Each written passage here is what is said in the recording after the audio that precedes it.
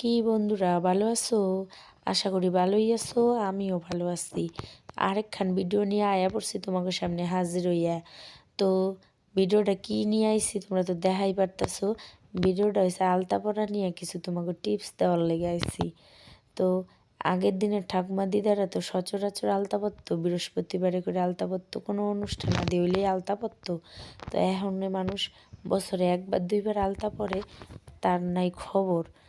তো আলতা নিয়ে যেটা কইতাছিলাম, আমার ঠাকমায় কইছে আলতাটা সুন্দর করে পরবি, পরার পরে একটু সর্ষের তেল হাতে নিয়া হাতে পায়ে দিবি, তাইলে দেখবি আলতার কালারটা লাল টকটকা চকচকে হইব।